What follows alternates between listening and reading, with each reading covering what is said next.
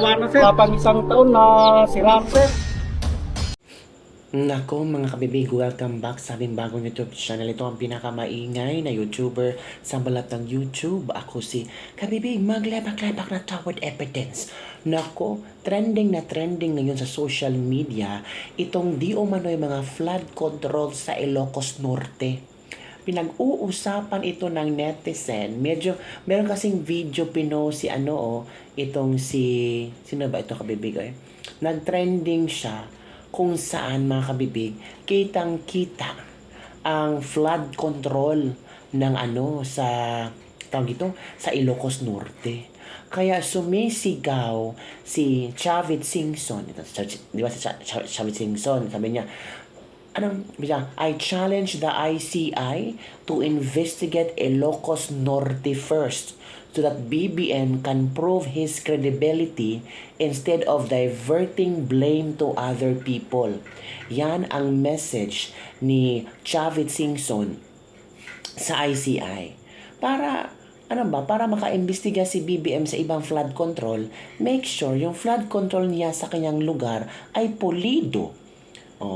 Check sa standard. Walang mga ghost projects. Walang mga nasira, 'di ba? Yan ang message ni Chavit Singson. If you still remember, may mga pasabog din itong si Chavit Singson na meron ng mga ghost projects sa Ilocos Norte. Nako kabibig. Heto muna ang video na pinag-uusapan ngayon ng netizen kung saan grabe makikita sa video na ng mga hindi natapos na flood control sa Ilocos, nasirang flood control sa Ilocos. Yung parang, wow, inuna pa ni BBM ang ilang bahag. Inuna pa niya ang Davao City kung saan, nakita yun naman ang flood control sa Davao City. Kumpara sa Ilocos na giba-giba yung iba.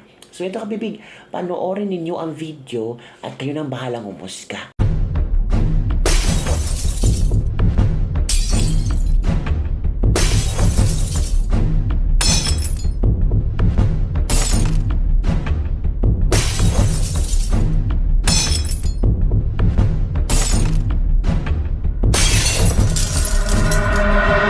Sa mga taga-ICI, tinulungan na namin kayo mag-imbestiga sa mga substandard na project ni Congressman Sandro Marcos sa 1st Congressional District ng Ilocos Norte. Sa Barangay Gabo, Lawak, Ilocos Norte, ilang buwan pa lang ang flood control sa Padsan River na sira agad.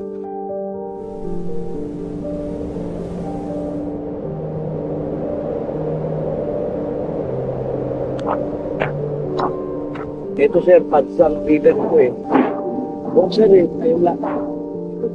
Lagyan lang ng parang tinanggal yung mga seed pile na tugian. Sir, bali pangalawa na to kasi. Sir, yung dati kasi nasira, tapos nilagyan, tapos nasira na naman, tapos ito na. Bali 1 year lang siguro, ganun. Pangalawa na sir, pang isang taon na sira sir.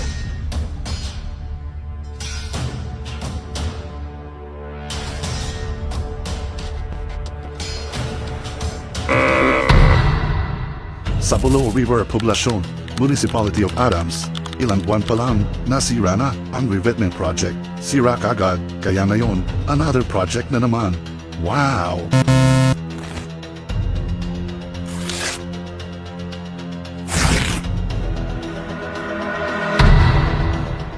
At sa Padsan River, sa Sarat, Ilocos Norte, bagong flood control, kumuho na.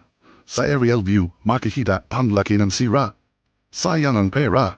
Ngayon, delikado na ito sa mga motorista. Pati daan, naapektuhan na.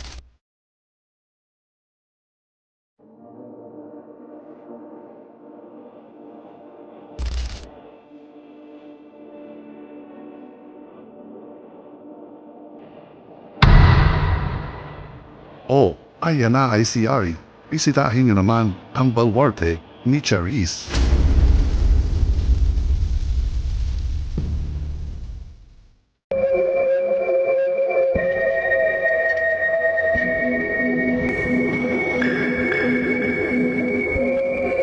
Flood control nito. Pagpitag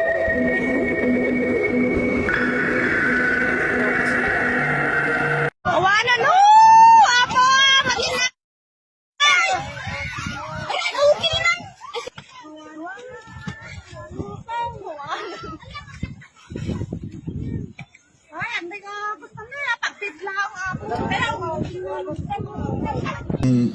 Ang pinakamaraming project sa Ilocos Norte, I think 838 o 83 projects ang Diskaya.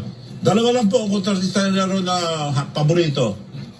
Yung mayor ngayon ng Ilocos Norte, tinanggal nila si Mayor Michael Kion, dahil di na raw sila maturuan. So, nilagay nila yung konsehal na may-ari ng construction company na Megapolitan Builders. Pag-aari ng konsehal, ginawa nilang mayor, kontratista nila nung araw pa, 6 billion na kuha kagad. Bawal nga yung mayor na magkontrata. Bakit dito? Bakit silent sila dito? Eto mga illegal na nagagawa doon. Nandun lahat ng mga kalukuhan. Dapat kako, hindi sila para ang mga leaders, transparency, accountability, honesty, ipakita niya sa bayan niya na walang kalukuhan bago mag-imbestiga sa iba. Bakit hindi ginagalaw? Yun ang question ko. Ang buwelta niya, ako na masama. Yung bagong attack dog nila, si Claire Castro. Ako nang binububog para mag-divert. 17 trillion ng utang ang Pilipinas, so utang pa sila. Saan napupunta?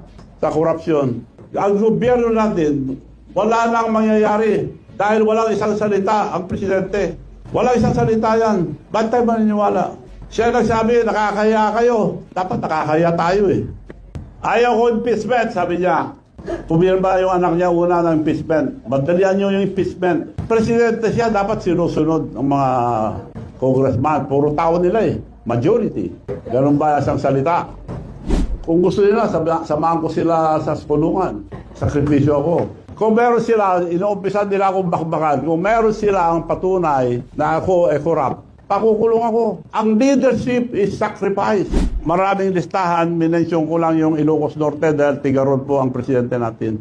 Yung bagong mayor ng Lawag City ngayon, ang the biggest contractor aside from the Diskaya. DBM gagawa ng project about destruction of the president. I-re-review muna, magre-review dyan, presidente. Ipapasa niya sa Kongreso at Senado, mga kasama niya lahat. Sino hindi sumusunod doon? Ngayon, bibintangan niya ibang tao. Alam niya lahat yan eh. Kaya may Alzheimer kako dahil dinensyon niya yung graft and corruption sa flood control. Kasama siya, nakalimutan niya eh.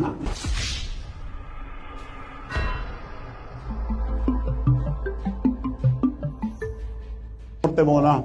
Huwag na tayo lumayo.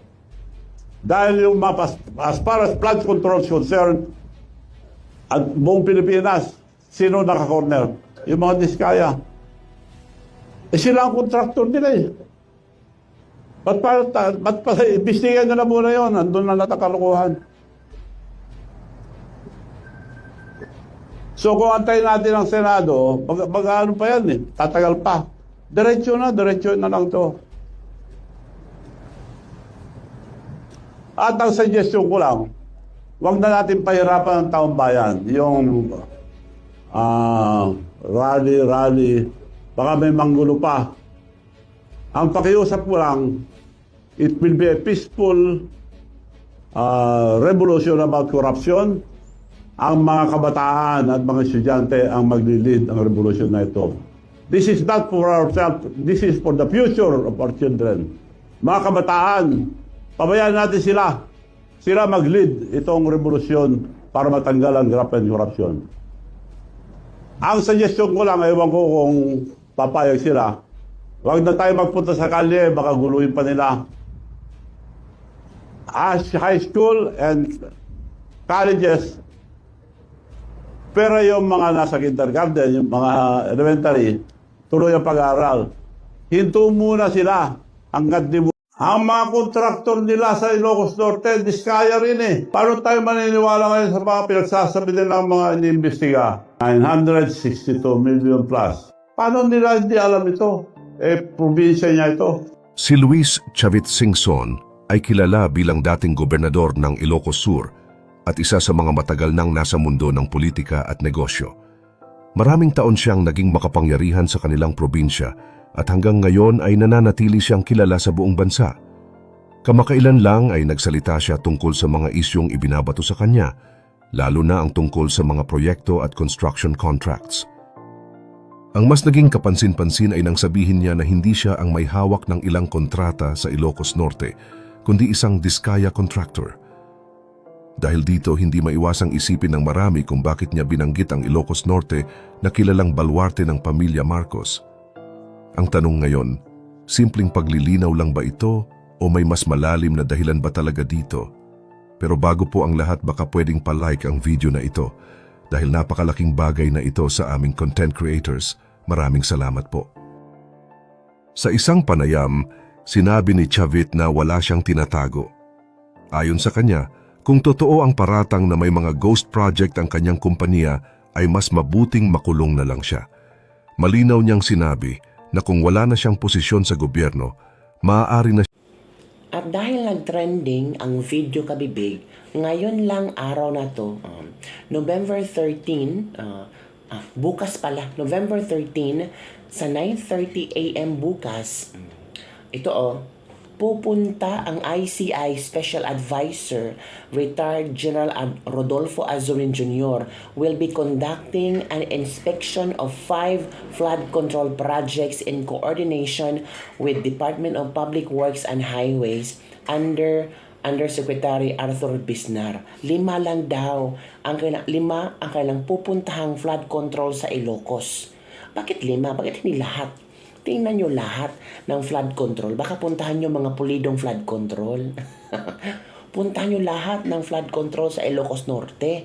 I-video nyo ba? O, ito yung sinasabi nilang nasira. Wala pala, di ba? Sabi ng isang netizen, tumakas na kasi si Secretary Bunuan kaya deflecto Ilocos inspection na naman. Nice move. Ito maging resulta nila bukas inspection. Ay, grabe ang mga netizen. Ito, ang mga netizen na ang si una na nagsabi, result, no ghost projects, no substandard, all projects are well implemented. O unahan ko na kayo sa inyong resulta. Uy, bukas pa nga ay inspection mga ano na kayo. Dahil pinalis na nila si Bunuan, style nyo bulok, safe yarn. Sabi ni Bangag, doon lang kayo mag-inspect sa matibay na flood control ha. Huwag sa ghost at substandard na flood control ng anak ko. Mayayari tayo niyan. Wala kang gamol.